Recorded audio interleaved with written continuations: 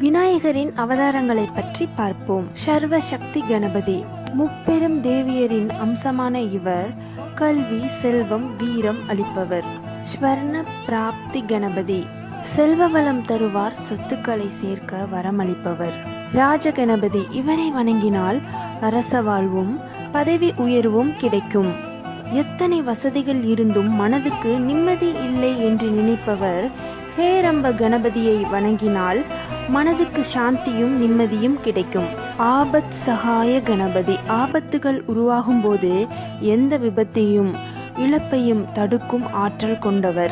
வக்ரதுண்ட கணபதியை வணங்கினால் வியாபார விருத்தி, தொழில் முன்னேற்றம், அதிர்ஷ்ட வாய்ப்புகள் அனைத்தும் கூடி வரும்.